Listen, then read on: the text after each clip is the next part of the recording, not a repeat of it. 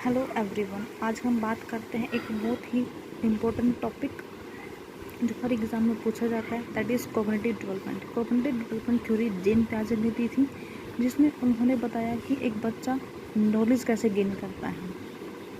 ठीक है, जिसमें भी 4 स्टेजेस हैं। That is sensory motor stage, जिसमें बच्चा 0 से 2 साल तक का होता है। Second stage pre operational stage, जिसमें बच्चा 2 से 7 साल का होता है।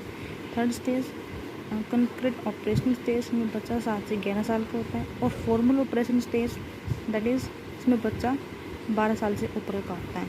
सेंसरी मोटर स्टेज क्या होते हैं? सेंसरी मोटर स्टेज में बच्चा बर्थ से लेकर 2 साल तक का होता है, जिसमें बच्चा अब सेंसेस का यूज़ करके सीखता है। ठीक है, जैसे कि हिलना डुलना। ठीक है, दूसरी स्टेज हमारी pre operational stage.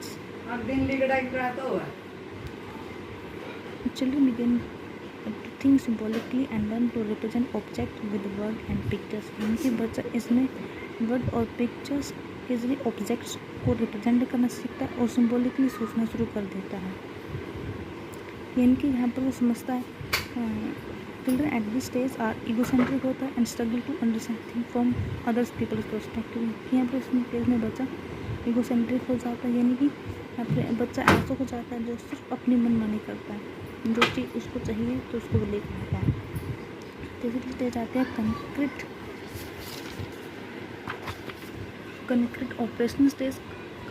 Concrete operational stage यानी कि बच्चा जिसमें सिम्बॉलिकली सोचना शुरू कर देता है, यानी कि वो अपने पॉइंट ऑफ व्यू के साथ साथ दूसरे के पॉइंट ऑफ व्यू को भी समझने लगता है।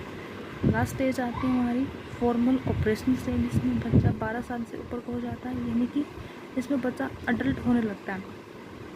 यहाँ पर वो बच्चे के अंदर इतनी समझ आ जाती है कि वो एब्स्ट्रैक्टली सोच सकता है, हाइपोथेटिकली किसी सिचुएशंस के बारे में भी सोच सकता है। ठीक है, एब्स्ट्रैक्ट का मतलब होता है जैसे एक दूसरे को सिचुएशन लेके उसके सामने कोई सिचुएशन आए, उस सिचुएशन के अंदर इतना दिमाग लगाकर ये सोच समझ सकता है कि उस प्रॉब्लम का सोल्यूशन हम कैसे निकाल सकते हैं। ठीक है, we start using deductive logic which entail reasoning from basic concept to specific idea. मतलब कि यहाँ पर हम अपने जनरल कंसेप्ट जो उसने चीज़ें समझी हैं सीखी हैं उनका हिसाब से वो अपना एक स्पेसिफिक डेटा तैयार कर लेता है, जिससे वो अपनी लाइफ में आने वाली प्रॉब्लम्स को सॉल्व कर सकता है। उसके बाद आती है एक न्यूटन का ग्रेविटेशनल थ्योरी, जिसमें उन्होंने बिना किसी इंक्वायरी के इस थ्योरी को जल्दी से एक्सेप्ट कर लिया गया था। न्यूटन के थ्योरी क्या थी कि जिसमें किसी भी चीज़ को ऊपर फेंकते हैं तो वो नीचे कैसे आती है।